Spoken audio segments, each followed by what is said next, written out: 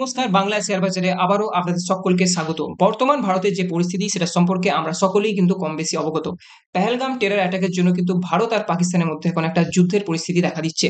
আর এই যুদ্ধের পরিস্থিতির জন্যই কিন্তু নিফটি 50 আমাদের স্টক মার্কেটেও কিন্তু একটা প্রভাব আমরা দেখতে পাচ্ছি।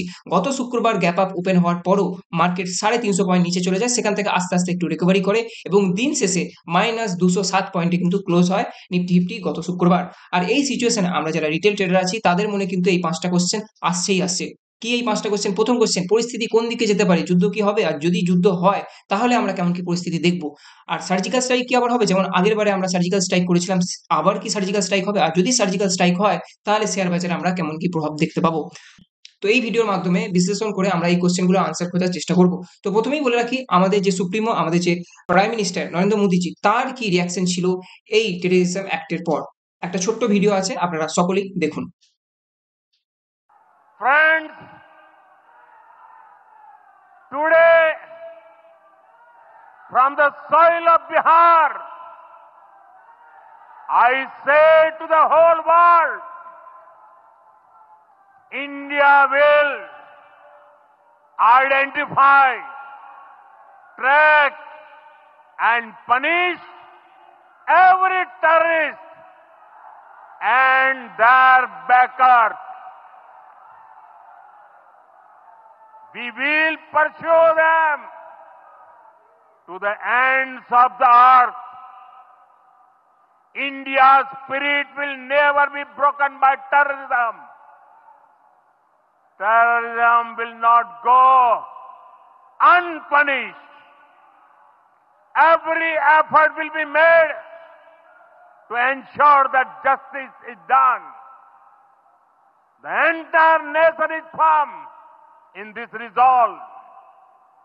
Everyone who believes in humanity is with us. I thank the people of various countries and their leaders who have stood with us in these times. তো দেখতেই পাচ্ছেন যে বিহারের একটা সভা থেকে তিনি কিন্তু থ্রেট করলেন, তিনি কিন্তু ওয়ার্নিং মেসেজ দিলেন পাকিস্তানকে, এবং বলা বাহুল্য যে তিনি মেসেজটা ইংলিশে দিয়েছেন। এখানে সেটাই লেখা আছে, দেখতে পাচ্ছেন এখানে যে টুইট হয়েছে মোদিজির তরফ থেকে, এটাও ইংলিশে। তো তিনি কিন্তু সারা বিশ্বকে জানিয়ে দিলেন, বাইরের কোনো বাহ্যিক শক্তি যদি ভারতবর্ষের ক্ষতি করার চেষ্টা করে তার কিন্তু মাসুল তাকে দিতে হবে। তার জন্য আপনি দেখতে পারেন যে তিনি কিন্তু সভাতে হিন্দিতে কথা বলছিলেন, তারপর ভাষাটা চেঞ্জ করে তিনি ইংলিশে এই ওয়ার্নিং মেসেজটা সারা বিশ্বের জন্য দিলেন। এবার আমরা কথা বলবো যে ভারতীয় সরকার এমন কি পদক্ষেপ নিল পাকিস্তানের বিরুদ্ধে। তো অনেকগুলো পদক্ষেপই নিয়েছে বলতে গেলে। পাকিস্তানের যে দূতাবাস সেটা সম্পূর্ণ বন্ধ করে দেওয়া হয়েছে, পাকিস্তানের সাথে যতটুকু বাণিজ্য চলছিল সেটাও বন্ধ হয়ে গেছে। কিন্তু এই এতগুলোর মধ্যে যে দুটো বড় পদক্ষেপ আমার মনে হয় সেটা হচ্ছে এই, এক number one, Indus water TT suspend হয়ে গেল। ইন্ডাস ওয়াটার টিটি যদি সাসপেন্ড হয়ে যায়, পাকিস্তানেও একটা রাজ্য আছে যার নাম পাঞ্জাব। আমাদের দেশে যেমন একটা রাজ্য আছে পাঞ্জাব, পাকিস্তানেও একটা রাজ্য আছে পাঞ্জাব। পাঞ্জাব সব থেকে বেশি ফসল ফলায় পাকিস্তানে। আর বলে রাখি, সিন্ধু নদীর যে জল সব থেকে বেশি পাকিস্তানে যায় ওই পাঞ্জাব রাজ্যে, আর তার জন্যই তারা কিন্তু এতটা ফসল ফলাতে পারে। এবার এই ওয়াটার কিন্তু এখন আমাদের কন্ট্রোলে চলে আসবে, আর যদি আমরা এটাকে কন্ট্রোল করি, যদি আমরা জলটাই না ছাড়ি, সেখানে কিন্তু খরা দেখা যেতে পারে এবং তাদের যে এগ্রিকালচার সেক্টর আছে সেটা কিন্তু খুব বাজেভাবে বিধ্বস্ত হবে। তো এটা একটা কিন্তু দারুণ পদক্ষেপ। অনেকেই কিন্তু এই পদক্ষেপটা অনেকটা ছোটভাবে নিচ্ছেন, কিন্তু আমি বলে রাখি, এই জল যদি যাওয়া পাকিস্তানে বন্ধ হয় তারা কিন্তু দারুণ প্রবলেমে পড়বে। এরপর ২ নম্বর যে বড় পদক্ষেপ ভারতীয় সরকার নিতে চলেছে পাকিস্তানের বিরুদ্ধে, সেটা হচ্ছে যে তারা সিমলা এগ্রিমেন্টকেও কিন্তু ভাঙতে চলেছে। সিমলা এগ্রিমেন্ট হয়েছিল ১৯৭২ সালের ২ জুলাই। ১৯৭১ সালে ভারত-পাকিস্তান যুদ্ধ হয় এবং ১৯৭১ সালেই আপনারা সকলে জানেন যে বাংলাদেশ প্রতিষ্ঠিত হয়। তো তারপরে সিমলা এগ্রিমেন্ট হয় এবং সিমলা এগ্রিমেন্টে বলা হয় যে ভারত কখনো পাকিস্তানকে অ্যাটাক করবে না এবং পাকিস্তান ভারতকে কখনো অ্যাটাক করবে না, বর্ডার ক্রস করবে না, এরকম অনেক কিছু লেখা হয়। এবং এটা তো দেখতেই পাচ্ছেন যে সিমলা এগ্রিমেন্ট কিন্তু অনেক ক্ষেত্রেই পাকিস্তান মানে না। এবার আমরা কথা বলবো যে পাকিস্তান আমাদের বিরুদ্ধে কি পদক্ষেপ নিচ্ছে। তো দেখুন, পাকিস্তান প্রথম যে পদক্ষেপটা নিয়েছে যে আমাদের সাথে ওরাও অনেক যতটুকু ট্রেড হয় সেটা বন্ধ করেছে। আর তার সাথে সাথে তাদের যে এয়ার স্পেস বলতে যে তাদের মাটির উপর দিয়ে আমরা আর কোনো আমাদের বিমান নিয়ে যেতে পারবো না। তো আমাদেরকে একটু ঘুরে যেতে হবে, আমরা তাদের দেশের উপর দিয়ে আমাদের বিমান নিয়ে যেতে পারবো না।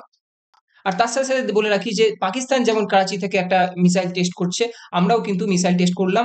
আইএনএস সুরাট থেকে আমরাও কিন্তু মিসাইল টেস্ট করছি। এবার পাকিস্তানের ডিফেন্স মিনিস্টার কিন্তু একটা অন্য সুরে কথা বলছে। তো এখানে এই যে আর্টিকেলটা আছে আপনি দেখতেই পাচ্ছেন, এখানে কি বলছে যে রেডি টু কোঅপারেট। এখন ইনি কোঅপারেটের কথা বলছেন। এখন ইনি বলছেন যে না, সলা পরামর্শ করে জিনিসটা মিটিয়ে নিন, আর বাড়াবাড়ি করে লাভ নেই। বুঝতেই পারছেন যে এরা এখন বুঝতে পারছে যে যদি যুদ্ধ হয় তাহলে এদের অবস্থা কি হবে।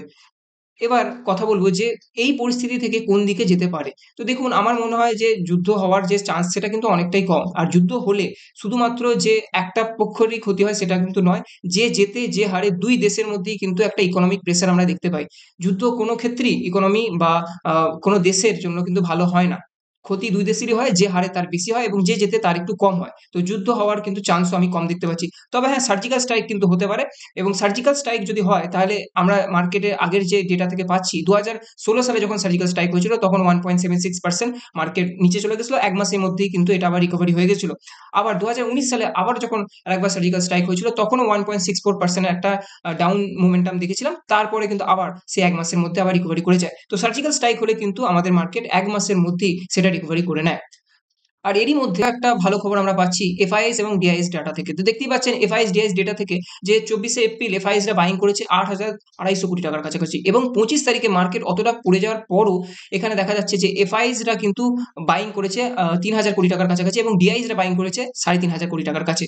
তো এই রইল আজকের খবর। আশা করছি এই ভিডিওটি ভালো লেগেছে। যারা আপস্টক্সে অ্যাকাউন্ট খুলতে চান, একটা গিফট আছে, তারা আমায় এই নম্বরে হোয়াটসঅ্যাপ করতে পারেন। ভিডিওটি ভালো লাগলে অবশ্যই লাইক করবেন, শেয়ার করবেন। ভালো থাকবেন, নিজের খেয়াল রাখবেন। শুভরাত্রি।